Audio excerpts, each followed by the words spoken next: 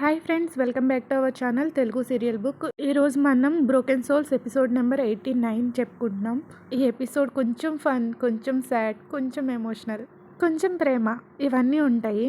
So ఎక్కడ skip చేయకుండా చూడండి. అలాగే వీడియోని లైక్ చేయడం మర్చిపోకండి. ఓకే, స్టోరీ స్టార్ట్ చేసేద్దాము.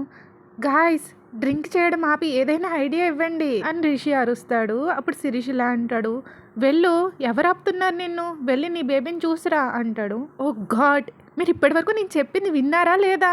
వస్తారా తనని కానీ బేబీని కానీ నన్ను చూడడానికి అసలు ఎలా చేయట్లేదని చెప్తున్నా కదా అని రిషి అరుస్తాడు. దానికి మను ఇలా అంటాడు, అలా అయితే నువ్వు వస్తున్నట్టు చెప్పకు, సైలెంట్గా వెళ్ళి చూసి వచ్చాయి. ఎవరు చూడకుండా వెళ్ళి ఏ విండోలోంచో నీ బేబీని ఎంతసేపు కావాలితే అంతసేపు చూసుకుని అప్పుడు వచ్చాయి, ప్రాబ్లమ్ సాల్వ్ అని మను అంటాడు. వాట్, నా బేబీని చూడ్డానికి నేను దొంగలా వెళ్ళాలా? What you think of me Manu? I am Rishendra Bhushan, the great business man, CEO of Bhushan group of company. అలాంటిది నేను దొంగలా వెళ్ళడమా? నో, ఈ రిషేంద్ర భూషణ్ ఎప్పటికీ అలా చేయడు అని రిషి అంటాడు. అప్పుడు మను నెమ్మదిగా ఇలా కొనుక్కుంటాడు. As a CEO of Bhushan group of companies నేను వెళ్ళి నా పిల్లని చూసి రాగలేంది, నువ్వు వెళ్ళి నీ బేబీని చూసి వస్తే ఏమవుద్ది అని కొనుక్కుంటాడు. రిషికి మను ఏమన్నాడో సరిగ్గా అర్థం కాదు. వాట్, ఏమన్నావు అంటాడు. నథింగ్, వదిలే రిషి. సరే, నేను చెప్పేది విను, ఇది ఖచ్చితంగా వర్కౌట్ అవుతుంది. ఈ CEO, business man, Rishendra Bhushan అంటూ కూర్చోకు. నీ బేబీని చూడాలనిపిస్తుంది కదా, సో ఇంతకంటే వేరే మార్గం లేదు. డైరెక్ట్గా స్నేహ వాళ్ళు ఉండే ఇంటికి వెళ్ళు. ఆ తర్వాత వాళ్ళ ఇంటి బ్యాక్ సైడ్ ఒక చిన్న ప్రహారీ గోడ ఉంటుంది, అది ఎక్కి దూకే. ఇల్లు కొంచెం హైట్లో ఉంటుందిగా, సో అక్కడ ఒక పైప్ ఉంటుంది, దాన్ని పట్టుకొని కొంచెం పైకెక్కు. First window and third window చూడాల్సిన అవసరం లేదు, ఎందుకంటే అందులో ఒకటి కిచెన్ విండో అండ్ ఇంకొకటి దియా రూమ్ విండో. సో మధ్యలో విండో ఉంటుంది చూడు, అక్కడి నుంచి చూడు, అదే వసుధార వాళ్ళు ఉండే రూమ్.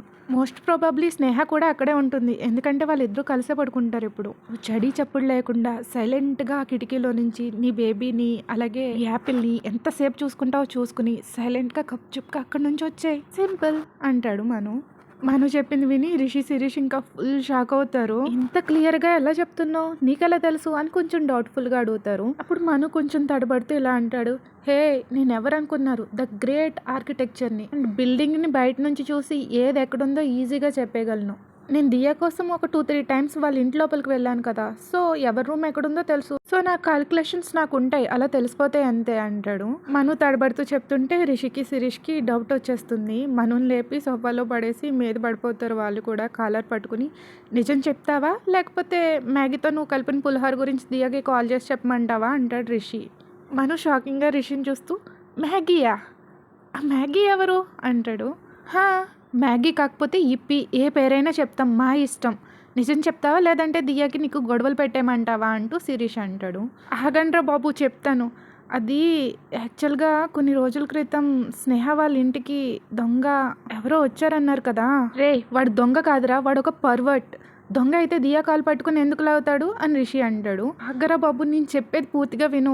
యాక్చువల్గా ఆ నెక్స్ట్ డే దియా US వెళ్ళిపోతానంది కదా, అది తెలిసి తన్ని చూడాలనిపించింది. సో ఆ రోజు వాళ్ళ దొంగని పొరపాటు పడ్డది నన్నే, నేనే వెళ్ళా దియాని చూద్దామని. మను అలా చెప్తుంటే శిరీష్ రిషి షాకింగ్గా ఒకరినొకరు చూసుకుంటారు. అప్పటికే నవ్వు ఫుల్గా ఆపుకుంటూ ఉంటారు. ఆ రోజు కిటికీలో నుంచి తన్ని చూసా, కొద్దిసేపటికి నాకు ఎందుకో తన్ని టచ్ చేయాలనిపించింది, అందుకే అలా పట్టుకున్నా. ఈలోపు దియా నన్ను చూసి ఎవరో అనుకుని అరిచింది. ఆ చీకట్లో తనకి నేను ఎవరో తెలియదు, పైగా హుడీ వేసుకుని వెళ్ళా. తను అరవగానే నాకు భయం వేసి నేను కిందకి జంప్ చేసేసా అంటాడు. ఇంకంతే, శిరీష్ రిషి పొట్టలు పగలేలా ఫుల్ నవ్వడం స్టార్ట్ చేస్తారు. శిరీష్ అయితే కింద పడిపోయి దొల్లుతూ మరీ నవ్వేస్తాడు. ఆ తర్వాత వాళ్ళు నవ్వడం ఆపాక రిషి అంటాడు, అన్బిలీవబుల్ మను, అది నువ్వేనా? నువ్వు అలా చేసావంటే నేను అస్సలు నమ్మలేకపోతున్నా. Anyway, I like your idea, ఒకసారి నేను కూడా ట్రై చేసి వస్తా అయితే అని రిషి వెళ్తాడు. మను ప్లాన్ ముందే చెప్పడంతో రిషికి ఈజీ అయిపోతుంది అనమాట. ఏది ఎక్కడుందో ఎక్కడికి వెళ్ళాలో బాగా తెలుస్తుంది. రిషి నెమ్మదిగా ప్లాన్ ప్రకారం గోడ దూకేసి మిడిల్ విండో సైడ్కి వెళ్తాడు. ఆ విండో ఓపెన్ చేసే ఉంటుంది. కిటికీలోంచి చూస్తే వసు పడుకుని ఉంటుంది అనమాట. అటు సైడ్కి తిరిగేసి పడుకుంటుంది. వసు బ్యాక్ సైడే కనిపిస్తుంది. సో బేబీ అటు పక్కన ఉందని అర్థమవుతుంది. ఇప్పుడు నా బేబీని ఎలా చూడాలి? వసు కనీసం పైకన్నా లేవట్లేదు, కనీసం ఇటన్నా తిరగట్లేదు. ఎలా అనుకుంటూ పేషెన్స్‌గా అలాగే వెయిట్ చేస్తూ ఉంటాడు. ఎప్పుడు లేస్తదా అన్నట్టు. తర్వాత బాబు ఏడ్చిన సౌండ్ వినిపిస్తుంది. వసు వెంటనే లేచి బాబుని ఒళ్ళోకి తీసుకొని ఫీడ్ చేయడం స్టార్ట్ చేస్తుంది. బేబీని తనకి దగ్గరగా పెట్టుకొని ఫీడ్ చేయడంతో తన ఫేసు సరిగ్గా కనిపించదు. అలాగే బేబీ కూడా కొంచెం బ్లాంకెట్‌లో కవర్ చేసి ఉంటుంది కదా! రిషి వసు మొహం వైపు చూస్తాడు. వసుధర ఫేస్ ఫుల్‌గా పాలిపోయింది. చాలా వీక్‌గా కనిపిస్తుంది. ఎంత వీక్‌గా ఉన్నా కూడా తను అన్ని సర్కమ్‌స్టాన్సెస్ దాటుకొని ఇంత దాకా వచ్చింది అనుకుంటూ అలా వాళ్ళిద్దరినే చూస్తూ ఉంటే ఈలోపు బాబు కాళ్ళు కనిపిస్తాయన్నమాట. అవి చాలా చిన్నగా రెడ్‌గా ఉంటాయి. వసుధర చేతిలో ఆ బాబు చాలా స్మాల్, చాలా చిన్నగా అనిపిస్తాడు. ఇప్పుడు నా బేబీ ఫేస్ ఎలా చూడాలబ్బా! జస్ట్ ఒక్కసారి అనుకుంటూ కొంచెం మూవ్ అవ్వడానికి ట్రై చేస్తాడనమాట. అటు ఇటుని విండో దగ్గర ఎక్కడైనా ఫేస్ కనిపిస్తుందేమో అని. సో, సడన్‌గా తన చెయ్యి విండోకి టచ్ అయ్యి ఒక సౌండ్ వస్తది. టడ్ అనే సౌండు. వెంటనే వసు లేచి నుంచుని స్నేహ, స్నేహ అని అరుస్తుంది. స్నేహ కూడా ఫాస్ట్‌గా వచ్చేస్తది. రిషి ఏమో విండోకి కొంచెం పక్కగా అతుక్కుపోయి దాక్కుంటాడు వాళ్ళకి కనిపించకుండా. వసు చెప్పేసరికి స్నేహ ఏంటా అని చూద్దామని విండో దగ్గరకొస్తది. సో, అక్కడ ఎవరు కనిపించరు. ఏమైనా బార్డొచ్చుంటుంది వసు అనేసి విండో డోర్స్‌ని క్లోజ్ చేసేసి లోపలికెళ్ళిపోతుంది. ఈ ప్లాన్‌తో అయినా నా బేబీని చూడొచ్చు కదా అనుకున్నా. కానీ ఇది ఫెయిల్ అయింది అని రిషి చాలా డిసప్పాయింట్ అవుతాడు. రిషి అక్కడి నుంచి నిరాశగా ఇంటికి వెళ్ళిపోతాడు. I was sad, really sad. నాకిప్పుడు నన్ను నేనే రూమ్‌లో పెట్టుకొని లాక్ చేసేసుకొని ఇంకెప్పుడు ఆ రూమ్ నుంచి బయటకు రాకూడదు అన్నంతలా అనిపిస్తుంది అని మనసులో డెసిషన్ తీసుకుంటూ లోపలికొస్తాడు. హాల్‌లో వాళ్ళ మామ్ కనిపిస్తుంది దేవ్యాని. రిషి దేవ్యానిని చూసిన వెంటనే కళ్ళు పక్కకు తిప్పేసుకుంటాడు. ఎందుకంటే ఇప్పుడు రిషి చాలా బాధలో ఉన్నాడు కదా! అందులోనూ డ్రింక్ చేసి ఒకటొచ్చాడు. సో, వాళ్ళ మామ్‌తో ఏం మాట్లాడడం ఇష్టం ఉండదు. తన సాడ్ ఫేస్‌ని ఎవరికీ చూపించడు కదా! దాచేసుకుంటాడు అన్నీ. సో, సైలెంట్‌గా తన రూమ్‌కి వెళ్ళిపోబోతూ ఉంటాడు. పైకెక్కుతూ ఉండగా దేవ్యాని సీరియస్‌గా ఇలా అంటుంది. "ఇప్పటి వరకు ఎక్కడికెళ్ళావు?" అది మామ్ అది ఏంటి అది? నేనైతే నువ్వు తండ్రయ్యావు కదా అని సెలబ్రేట్ చేసుకోవడానికి వెళ్ళావనుకున్నానే అంటూ కొంచెం ఎగతాళి చేసినట్టు సీరియస్‌గానే మాట్లాడుతది. మామ్, నేను వసుధరని ఇంకా నా బేబీని చూద్దామని వెళ్ళా అంటాడు. నీ బేబీయా? ఎప్పటినుంచి? DNA టెస్ట్ చేయించాక ఆ బేబీ నీదే అని కన్ఫర్మ్ అయ్యాక అప్పటినుంచా? అప్పటినుంచే కదా తన కడుపులో పెరుగుతున్న బిడ్డ నీ బిడ్డ అని తెలిసాకనే కదా నువ్వు తన గురించి కేర్ తీసుకోవడం స్టార్ట్ చేసావు అని దేవ్యాని అడిగేసరికి రిషి ఇంకా ఫ్రీజ్ అయిపోతాడు. మామ్‌కి ఈ విషయం ఎలా తెలుసు DNA టెస్ట్ గురించని. రిషికి ఎలా డిఫెండ్ చేసుకోవాలో కూడా తెలియదు. మాటలు రావు. మామ్ అది అంటూ తడబడుతూ ఉంటాడు. స్టాప్ ఇట్ రిషి, ఇంతలా దిగజారిపోతావా? ఇప్పటి వరకు నువ్వు చేసిన తప్పులని చూసి చూడనట్టు వదిలేసా. కానీ ఈసారి నువ్వు నీ లిమిట్స్‌ని దాటిపోయావు. ఈ DNA టెస్ట్ గురించి వసుధరకి కూడా తెలుసా? ఏ అమ్మాయికైనా ఇలాంటి విషయాలు తెలిస్తే ఎంత బాధగా ఉంటుంది చెప్పు. అందుకే కనీసం తన బేబీ ఫేస్ కూడా నీకు చూపించకూడదని తన నిర్ణయం తీసుకుంది. నువ్వు అలా చేసావని తెలిసాక తన ప్లేస్లో వేరే అమ్మాయి ఉంటే ఏం చేసేదో తెలుసా? వసుధర మంచిది కాబట్టి తన కడుపులో పెరుగుతుంది నీ రక్తమే అయినా దాన్ని తీసేయకుండా అలాగే పెరగనిచ్చింది. రిషి ఏడవడం స్టార్ట్ చేస్తాడు. కళ్ళల్లోంచి నీళ్ళు వచ్చేస్తాయి. మామ్ ప్లీజ్, నేను చాలా చాలా తప్పులు చేశాను. వాటన్నిటికీ ఇప్పుడు అనుభవిస్తున్నాను. ఎందుకు చేశానా అని రిగ్రెట్ ఫీల్ అవుతున్నా. ఈరోజు ఎంతో ఆశతో వస్తారని నా బేబీని చూడాలని వెళ్ళా. కానీ నా బేబీని చూడకుండానే వచ్చేసా. వసుధర నా బేబీ వాళ్ళిద్దరూ ఎంత దగ్గరగా ఉన్నారో తెలుసా మామ్? అక్కడ నేనొక్కడినే మిస్ అయ్యా. నేనే లేను వాళ్ళ పక్కన. వాళ్ళిద్దరే ఉండి నేను లేకపోతే అది ఒక ఫ్యామిలీ ఎలా అవుతుంది మామ్ అంటూ తన బాధని దేవ్యానితో చెప్తాడు. తన కళ్ళల్లో నుంచి నీళ్ళు కారడం కూడా అబ్జర్వ్ చేస్తాడు.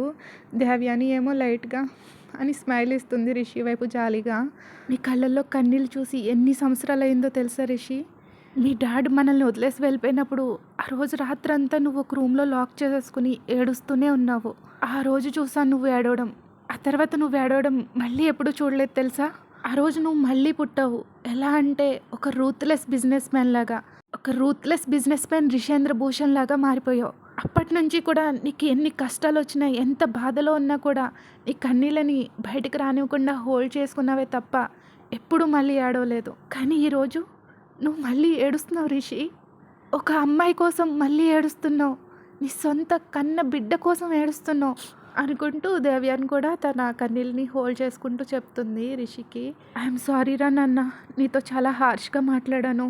నువ్వు నిజంగా నీ తప్పులు తెలుసుకుని ప్రాయశ్చిత్తం ఫీల్ అవుతూ ఉంటే ప్లీజ్ కొన్నాళ్ళు ఓపిక పట్టు. వస్తారాకి కొంచెం టైం ఇవి, తను ఖచ్చితంగా నిన్ను అర్థం చేసుకుంటుంది సరేనా అంటూ కళ్ళు తుడిచి బేబీ ఎలా ఉందో తెలుసా? సేమ్ అచ్చం నీలానే ఉందనుకో, వాడిది ఎగ్జాక్ట్‌గా సేమ్ నీ ఫేసే కాపీ దిగిపోయాడు. ఈ టైంలో పిల్లలు వాళ్ళ అమ్మ దగ్గర ఎంతుంటే అంత మంచిది. అప్పుడే పుట్టిన పిల్లలకి అమ్మే ఆ ప్రేమని, కేర్‌ని ఇవ్వగలదు. అమ్మ చేతిలో ఉండే ఆ వెచ్చదనం ఆ పిల్లలకి చాలా కంఫర్ట్‌నిస్తుంది. సో, కొన్ని రోజులు నువ్వు అస్సలు డిస్టర్బ్ చేయకు, సరేనా? ఆ తర్వాత వస్తారా ఖచ్చితంగా నిన్ను అర్థం చేసుకొని నీ దగ్గరకొస్తుంది. మామ్, నువ్వు చెప్తుంది నిజమేనా? నువ్వు కూడా నన్ను ఎప్పుడూ వదిలిపెట్టలేదా నా చిన్నప్పుడు అంటాడు. అవును నాన్న, కనీసం నిన్ను ఎవరైనా ఎత్తుకుందామని వస్తున్నా సరే నేను అసలు ఎవరికీ ఇచ్చేదాన్ని కాదు. ఎప్పుడూ నిన్ను నాకు అంటి పెట్టుకునే ఉండేదాన్ని. నువ్వు ఎప్పటికీ నా లిటిల్ మంచికినివే అంటూ బుగ్గలు రిషి నవ్వుతాడు. ఆ తర్వాత నెమ్మదిగా మెట్లు ఎక్కుకుంటూ వెళ్ళి రూమ్లోకి వెళ్ళిపోయి ఇంకా బెడ్ మీద పడిపోతాడు. అందరూ నేను సాడ్గా ఉండొద్దు, బాధపడొద్దు అంటూ కన్సోల్ చేస్తున్నారు.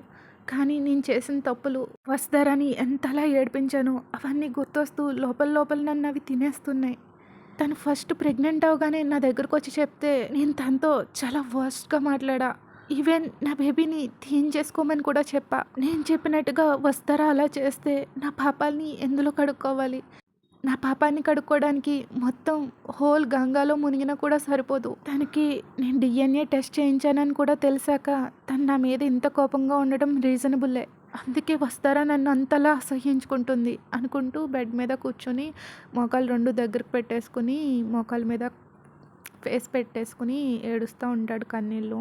అప్పుడు ఒక్కొక్కటిగా అందరూ అన్నయ్య గుర్తొస్తాయి అనమాట. ఒకసారి మను అంటాడు కదా, నువ్విప్పుడు వద్దు వద్దు అని తరిమేస్తున్నావు చూడు, రేపొద్దున్న అదే కావాలి అని దాని వెనకాల పడే రోజొకటి వస్తుంది. ఇప్పుడు వస్తారని తరిమేస్తే ఆ తర్వాత తను నీకు దూరంగా వెళ్ళిపోతే అప్పుడు నీకు నీ బేబీని చూడాలనిపిస్తే ఎలా? నువ్వు నా బేబీని చూడాలి అని ఖచ్చితంగా ఏడుస్తావు రిషి అని మను చెప్పడం గుర్తొస్తుంది. ఏంటి, ఈ రిషేంద్ర భూషణ్ ఏడుస్తాడా?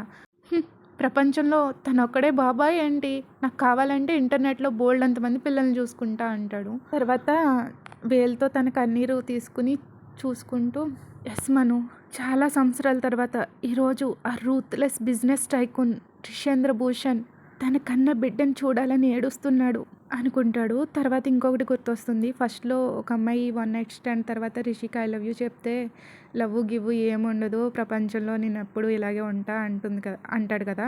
సో ఆ అమ్మాయి రిషిని శుభ్రంగా శపించేసి వెళ్ళిపోతుంది కదా. నువ్వు ఏదో ఒక రోజు ఒక అమ్మాయి కోసం ఖచ్చితంగా ఏడుస్తావు, తన ప్రేమ కావాలని ఏడుస్తావు, చూస్తూ ఉండు అని శపించేసి వెళ్ళిపోతుంది. అది కూడా గుర్తొస్తుంది. ఎస్, తను కరెక్ట్గా చెప్పింది. ఈ వెధవ జర్క్ రిషేంద్ర భూషణ్ని మార్చేసే అమ్మాయి వచ్చింది, నన్ను కంప్లీట్ మార్చేసింది. ఇప్పుడు నేను తన కోసం, తన ప్రేమ కోసం ఏడుస్తున్నా. రిషి ఆ నైట్ అంతా ఏడుస్తూనే ఉంటాడు. జరిగిందంతా గుర్తు తెచ్చుకుని ఇంకా ఫుల్ స్ట్రెస్ అనిపిస్తుంది. సో అక్కడ నుంచి దూరంగా వెళ్ళిపోదాం అనుకుంటాడు. 1 వీక్ ఎటైనా సరే తిరిగి వద్దామని. ఎవరితోని చెప్పకుండా ఎర్లీ మార్నింగే స్టార్ట్ అయిపోతాడు, బయటకు వచ్చేస్తాడు ఇంటి నుండి. ఇండియాలోనే తిరుగుతాడు, వేరే కంట్రీస్కి ఎక్కడికి వెళ్ళాడు. మనకి ఒక ఎయిమ్, ఒక డెస్టినేషన్ ఏమీ ఉండదన్నమాట. కంప్లీట్ ఇంకా ఆలోచించుకుంటూ ఆ స్ట్రెస్ నుంచి బయటకు రావాలి అంటూ ఇంకా అలా తిరుగుతూ ఉంటాడనమాట. రిషి కనిపించకపోయేసరికి దేవ్యాని రిషికి కాల్ చేస్తుంది. దేవ్యాని చాలా ప్యానిక్ అవుతుందని తెలిసి ఇంకా రిషి ఫోన్ లిఫ్ట్ చేసి, మామ్ కొన్నాళ్ళు నేను ఎటైనా తిరిగి వస్తాను, నాకు కొంచెం టైం కావాలి, చాలా స్ట్రెస్ఫుల్గా అనిపిస్తుంది, నేను అక్కడ ఉండలేను, ఏవేవో ఆలోచనలు అనేసి చెప్తాడనమాట. సో దేవ్యాని అర్థం చేసుకుంటుంది. ఈరోజు కరెక్ట్గా నాకు బాబు పుట్టి 1 వీక్ అవుతుంది. నిన్న నైట్ శిరీష్ నాకు కాల్ చేసి హెగ్డే అంకుల్ కాన్షియస్లోకి వచ్చారని చెప్పాడు. ఆయన క్రిటికల్ స్టేజ్ దాటేసి కోమలోంచి బయటకు వచ్చారని తెలిసాక నాకు చాలా హ్యాపీగా అనిపించింది. ఆ తర్వాత కొద్దిసేపటికి మను కాల్ చేశాడు. రిషి, నా మ్యారేజ్ ఫిక్స్ అయింది, ఇంకో 1 వీక్లో నా మ్యారేజ్, నువ్వు కానీ నా మ్యారేజ్కి రాకపోయావా నీ ఎక్స్ గర్ల్ ఫ్రెండ్స్ లిస్ట్ అంతా తీసుకెళ్ళి వస్తారకిస్తా అంటూ బ్లాక్మెయిల్ చేస్తాడు. అండ్ గుణ కూడా జైల్లో నుంచి బయటకు వచ్చేస్తాడనమాట. ఆ స్కాండిల్ అయిపోయిన తర్వాత వాడు కూడా ఫోన్ చేసి లాస్ట్కి రిషిని ఛాలెంజ్ చేస్తాడనమాట, రా నెక్స్ట్ ప్రాజెక్ట్లో చూసుకుందాం అన్నట్టు. రిషి ఫోన్ ఎప్పుడు రింగ్ అయినా కూడా చాలా క్యూరియస్గా వెళ్తాడు ఆ ఫోన్ దగ్గరికి. నాకు అందరి దగ్గర నుంచి కాల్స్ వస్తున్నాయి, కానీ వస్తారా ఒక్కసారి కూడా కాల్ చేయలేదు.